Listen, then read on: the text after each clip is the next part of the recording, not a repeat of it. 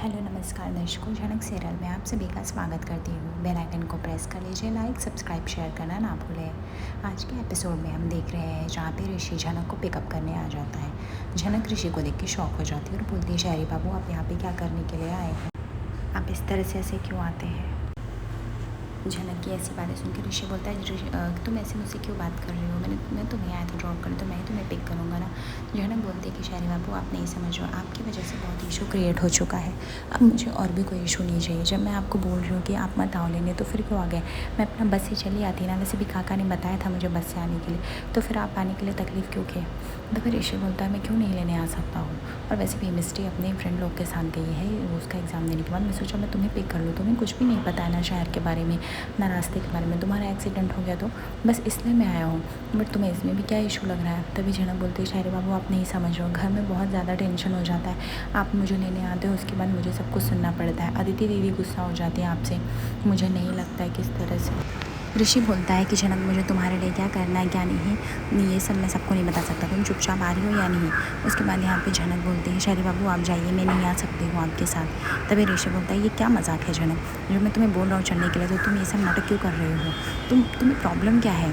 जब यहाँ पे झनक बोलती है, शहरी बाबू मुझे पता है आप मेरी अम्मा से वादा किए थे कि आप मेरे साथ निभाएंगे, आप मेरा ख्याल रखेंगे, लेकिन बस आपने मेरे ऊपर बहुत एहसान किया और आपने पूरी जिम्मेदारी भी ली। तो मुझे अब नहीं लगता कि इससे ज़्यादा आपको मेरे लिए कुछ भी करना चाहिए। तभी ऋषि बोलता है कि ये क्या मजाक है झनक? तभी झनक बोलती है, शहरी बाबू मुझे समझ में नहीं आता आप मेरे लिए ये सब क्यों करते हैं? अदिति दीदी आपकी पत्नी है, आप उनको लेके जाओ, घुमाओ फिराओ। आप किस रिश्ते से मुझे घुमाना चाहते हैं? मुझे तो यही नहीं समझता है। और मैं क्यों जाऊँ आपके साथ? मेरा आपसे क्या रिश्ता है? कोई भी तो रिश्ता नहीं। तभी यहाँ पे ऋषि बोलता है, ठीक है मैं तुम्हारे लिए एक गिफ्ट लेके आया, ये लो। झनक बोलती है, ये क्या है? ऋषि बताता है, ये सिंदूर है। तभी झनक बोलती है, आप मुझे सिंदूर क्यों दे रहे हैं? ऋषि बोलता है कि इसमें गलत क्या है?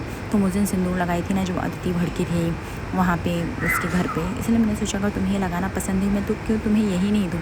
तभी यहाँ पे झनक बोलती है, आप इसे मेरा मजाक उड़ाने के लिए कह रहे हैं। उस टाइम में मुर्मी ने बहुत बड़ी मूर्खता की थी।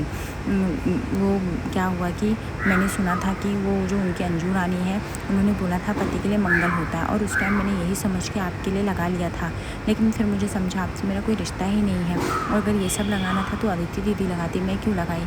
मैंने बहुत बड़ी गलती की थी, इसकी वजह से अदिति दीदी और हर्ट हुई। मैं अब इससे ज़्यादा और किसी को हर्ट नहीं कर सकती हूँ। तभी ऋषि बोलता है, तो फिर तुम्हें लगाना पसंद है, तुम लगा सकती हो, इसमें कोई प्रॉब्लम नहीं तुम्हें, इसलिए मैं तुम्हें दे रहा हूँ। तभी झनक बोलती है, शहरी बाबू ये क्या मजाक है? जब मैंने बोल दिया मुझे नहीं लगाना तो नहीं लगाना है, आप इसको लेके जाइए। तभी ऋषि बोलता है, ठीक है मैं उठा के फेंक देता हूँ। जैसे ऋषि फेंकने लगते हैं, झनक उसका हाथ पकड़ लेती है और ऋषि को मना कर देती है। ऋषि को बोलती है, आप इसे ऐसे नहीं फेंक सकते हैं। ऋषि बोलता है, अगर मैं चाहे इसे फेंकूँ चाहे जो करूँ तो मैं इन सबसे क्या मतलब है? झनक बोलती है, सिंदूर का इस तरह से अपमान होते हुए नहीं देख सकती मैं, आप इस तरह से नहीं फेंक सकते हैं। ऋषि बोलता है कि कमाल हो, तुम्हें लेना भी नहीं है और तुम्हें इतने सब चीज़ों की पड़ी है, मुझे तो समझ में ही नहीं है। देखो झनक, अगर तुम्हें लेना है तो ले लो, रख लो अपने पास, अगर नहीं लेना है तो मुझे फेंकने दो प्लीज़। झनक बोलती है, नहीं वो मैंने मंगल कामना के लिए किया था, ये बात आपको भी पता है शहरी बाबू। तभी ऋषि बोलता है कि तुम मुझे अपना पति मानते नहीं तो फिर तुम्हें सिंदूर लगाने की क्या ज़रूरत है? झनक बोलती है, वो कभी हक ही नहीं मिला, ना आपने मुझे कभी अपनी पत्नी के रूप में स्वीकारा, ना इस समाज ने और ना मैंने, तो फिर ये कोई रीज़न ही नहीं हुआ।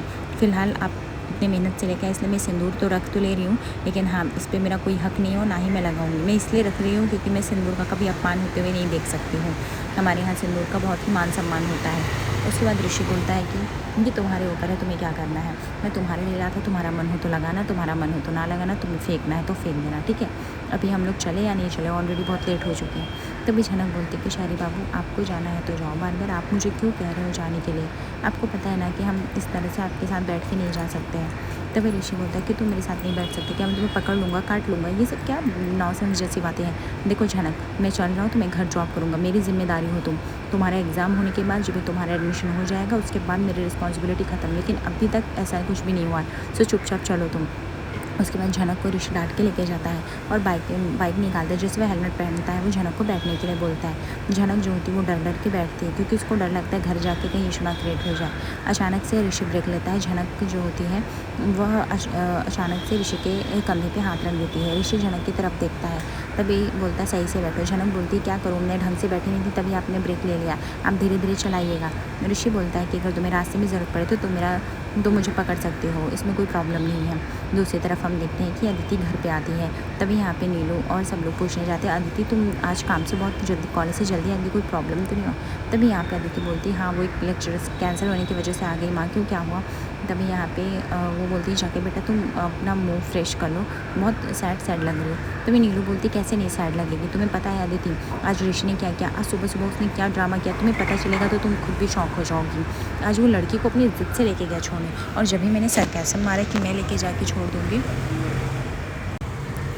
उसके बाद वो उसको ज़िद से लेके गया।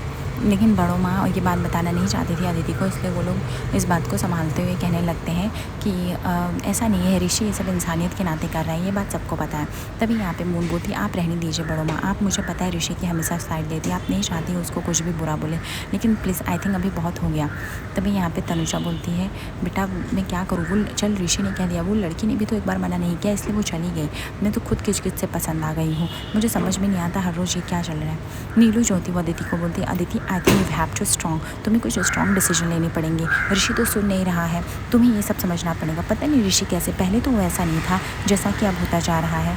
तभी अदिति बोलती, सॉरी नीलू दीदी, मेरे पास इतना टाइम नहीं है, मैं अपने कॉलेज जाऊँ, मैं अपना जॉब करूँ कि मैं सब फालतूगिरी करूँ, मैं अर्न कम करूँगी जब मैं ऋषि झनक ये सब के चक्करों में पढ़ूंगी। ऋषि को क्या करना है क्या नहीं करना है ये उसे सोचना है। मैं अब तंग आ चुकी हूँ, मैंने उससे शादी की थी क्योंकि मुझे लगता था ऋषि मुझसे प्यार करता है, मेरे लिए कुछ भी कर सकता है, बट वो जब मेरे अगेंस्ट आने लगा तो अब तो ऐसा लगता है मैंने शादी करके ही बहुत बड़ी गलती कर दी है।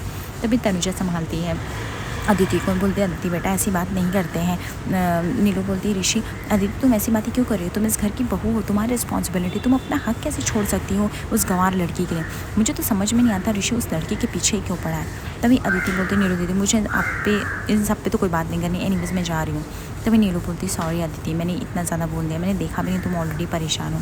अदिति बोलती, कोई बात नहीं नीलू दीदी, एक्चुअली परेशान मैं हूँ, आपकी बात सही है, बट स्टिल मैं अभी क्या कर सकती हूँ, मैं जितना ज़्यादा सोचती हूँ उतनी ज़्यादा हर रोज़ हर्ट होती हूँ, उतना ज़्यादा मुझे रोना आता है। ऐसा ना हो मैं डिप्रेशन में चली जाऊँ।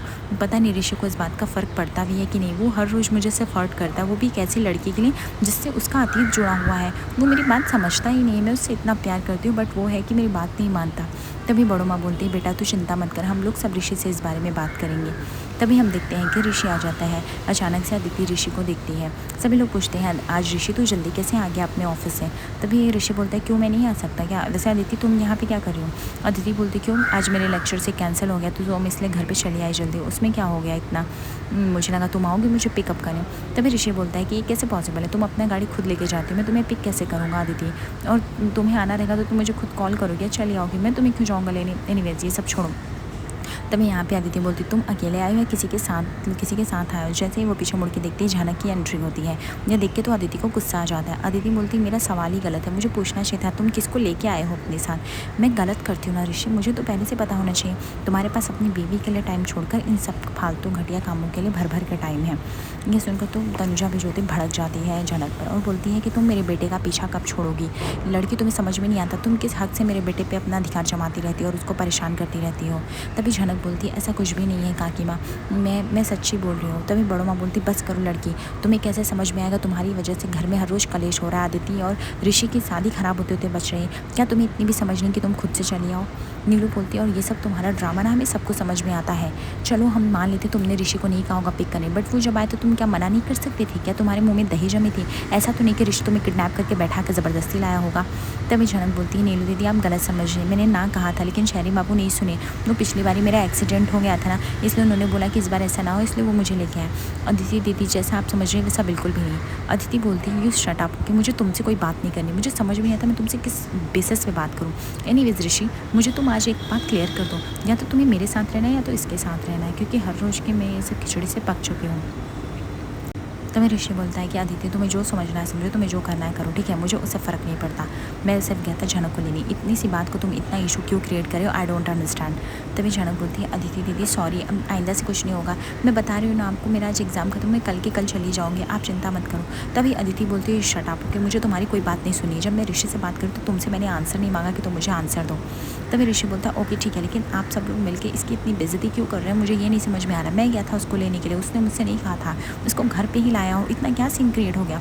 अदिति तुम्हें क्या प्रॉब्लम है, मेरे को नहीं समझ में आ रहा है। तभी अदिति बोलती, ठीक है मैं जा रही हूँ ऊपर। ऋषि बोलता है, जाओ, मुझे भी बहुत सारा काम है, मैं जा रहा हूँ ऑफिस। तभी यहाँ पे तनुजा बोलती है, बेटा ये क्या, अदिति तेरी बीवी है, तू ऐसा पहले नहीं था, तू उससे प्यार करता था, तुम दोनों की शादी लव मैरिज हुई और उसको इतना परेशान और दुखी क्यों करता है, वो ऊपर चली गई है, बेटा जाओ उसे मना। तभी ऋषि बोलता है, मेरे पास बहुत सारा काम है, मैं उसे मनाने के लिए नहीं जा सकता हूँ। यह सुनकर नीलू बोलती है, ऋषि तो ऐसा क्यों कर रहा है, तो इस तरह से क्यों बिहेव कर रहा है। ऋषि बोलता है, मैं नीलू दीदी इतना आपको नहीं समझा सकता हूँ।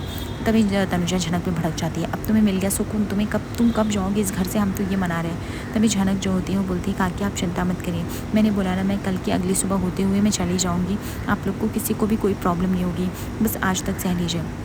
तभी ऋषि बोलता है, मैं जा रहा हूँ एनीवेज, मुझे अब और ड्रामे में नहीं फंसना। तभी झनक जो होती है वो ऋषि को समझाती है, शायरी बाबू आप इस तरह से नहीं जा सकते हैं, आप अदिति दीदी आपकी बीवी है, आपका पूरा हक है उनको समझाने का, अगर वो गुस्सा खा के बैठी है आपको उसको मनाना है, आप इस तरह से नहीं जा सकते हैं। तभी बड़ो माँ बोलते हैं कि और ऋषि तो कितना बदल गया है, तो हर रोज़ रात दिन उसे सिर्फ पेन में दे रहा है, और किस लिए, सिर्फ इस लड़की की वजह से। अरे ऐसी क्या बात है जो हमें जाननी है, इस लड़की ने तेरे ऊपर ऐसा क्या जादू कर दिया जो रात दिन सुबह शाम तो उसके बारे में सोचता है, अब तेरी बीवी से भी बढ़कर हो गई है, ये मुझे आज बता। तो मेरे ऋषि बोलता है, बड़ो माँ मैं आप लोग को सबको एक्सप्लेन नहीं कर सकता हूँ, आप लोग को जो सोचना है सोचिए, सब कुछ चीज़ें वही है।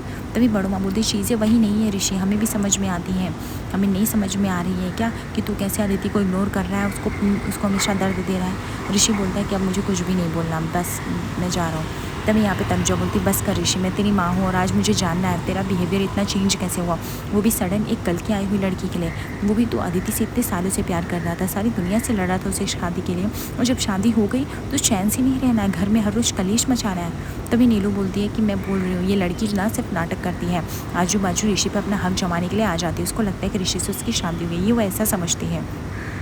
तुम ना जल्द से जल्द इस घर से चली जाओ तो ही बढ़िया। और ऋषि भाई मुझे तो समझ में नहीं आ रहा है तू किस पॉइंट ऑफ व्यू से इसकी इतनी हेल्प कर रहा है। तभी यहाँ पे ऋषि बोलता है, मुझे नहीं समझाने थी, मुझे नहीं समझाने लगी थी मैं किस पॉइंट ऑफ व्यू से किसकी क्या मदद कर रहा हूँ।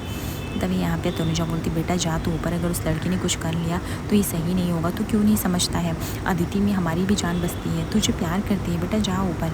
तभी झनक भी जो होती प्रेशर देती है, शायरी बाबू आज आप गलत करें, अगर आज आप अदिति दीदी को मनाने नहीं गए, उन्होंने कुछ बड़ा कदम उठा लिया तो उसके ज़िम्मेदार आप होंगे, आपका फ़र्ज़ बनता है, क्योंकि गलती हुई है आपसे, आप मुझे क्यों लेने गए जब भी आपको पता है कि अदिति दीदी गुस्सा हो जाती हैं, वो ऑलरेडी बहुत टेंशन में चल रही है, आप अपने पति का धर्म होने का निभाइए, मैं तो यहाँ से चली जाऊँगी। ऋषि जो होता है झनक की बात मान के वो ऊपर किसी तरह चला जाता है। तनुजा जो होती है वो अपना गुस्सा भड़काने लगती है और झनक तो बोलती है, पता नहीं तुम कब इस घर को छोड़ के जाओगी, कब हमें सुख शांति चैन मिलेगा, मुझे समझ में नहीं आ रहा मेरे बेटे बहू की ज़िंदगी कब उज्जवल से भरेगी। तभी झनक बोलती है, काकी माँ आप गुस्सा मत करिए, देखिए मैं कल सुबह होते ही बस से चली जाऊँगी, अब आज तो टाइम भी चला गया है ना, इसलिए बस आज के दिन रह लीजिए किसी तरह। तभी तनुजा बोलती, कैसे रह लो, मुझे समझ में नहीं आता है, हम तुमको कैसे बताएं कि हम में से कोई भी तुमसे प्यार नहीं करता, हम नहीं चाहते कि तुम यहाँ पे हो, लेकिन तुम हमेशा आ जाती हो। वो तो ऋषि और जो दादा भाई की वजह से हम कुछ नहीं बोल रहे, लेकिन अब बस बहुत हुआ, तुम्हारी वजह से अगर अदिति को कुछ हुआ तो ठीक नहीं। नीलू भी जो होती बोलती, ये लड़की की सब चालाकी मैं जानती हूँ, इस लड़की का जल्द से जल्द इस घर से चले जाना ही ठीक है। आज रात के एपिसोड में दिखेंगे जहाँ पे बड़ो माँ और यहाँ पे तनुजा वो झनक को जाने के लिए बोलती हैं कि इस घर को छोड़ के चले जाओ। झनक रेडी हो जाती है, बोलती मैं चाहती सिर्फ आप लोग खुशी से रहें और अदिति दीदी भी खुशी से रहें, मुझे बाकी कोई प्रॉब्लम नहीं है, मैं यहाँ से चली जाऊँगी। लेकिन अदिति जाने अनजाने में चाकू से अपना हाथ काट लेती, क्योंकि ऑलरेडी वो बहुत ही डिप्रेस्ड रहती है और वह गिर जाती है, पर रूम में कोई ना रहने की वजह से कोई नहीं देख पाता है उसे। आगे एपिसोड पर बने दर्शकों लाइक और सब्सक्राइब शेयर करना ना भूलें। धन्यवाद।